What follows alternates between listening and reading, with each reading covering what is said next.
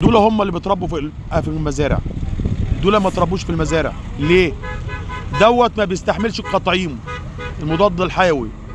السلام عليكم ورحمة الله وبركاته. معاكم سعد الحمراوي. اوعى تنسى الشعار: صلاة النبي هي مكسبي. النهارده فيديو تعليمي عن البوري.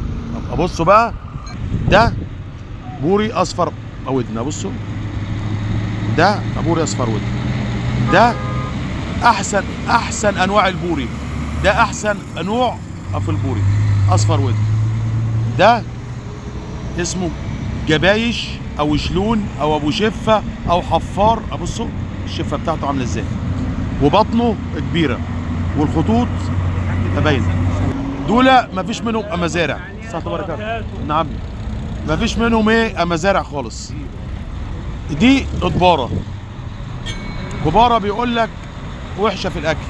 لا، الطباره دي تاني احسن نوع بعد ده، بس لما تبقى سمينه.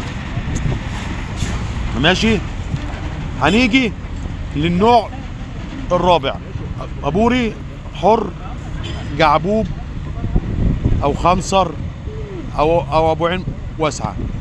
دول بقى مشكلتهم في ايه؟ الناس بتقلق ليه من الكباره؟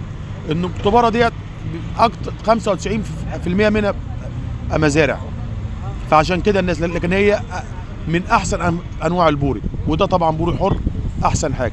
دول هم اللي بيتربوا في المزارع. دول ما تربوش في المزارع ليه؟ دوت ما بيستحملش التطعيم المضاد الحيوي. اي حاجه فيها مزارع بيتحط فيها مضاد حيوي يموت. تاني حاجه، دوت عشان تربي كيلو منه عاوز علف ياما تقعد تاكل فيه، اما بيكبرش فبيخسروا. تالت حاجه، عاوز ميه مالحه، فالميه المالحه بتبقى بعيد شويه، فبيعوز مواسير وحاجات ياما، تكلفه عاليه.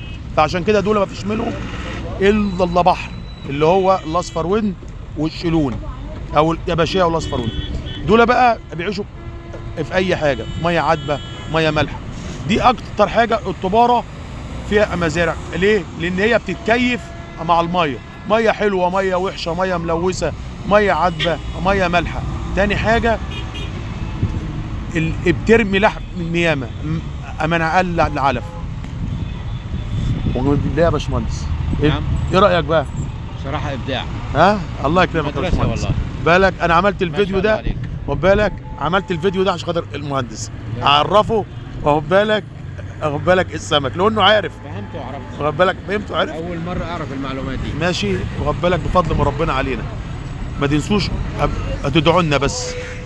والسلام عليكم ورحمه الله وبركاته.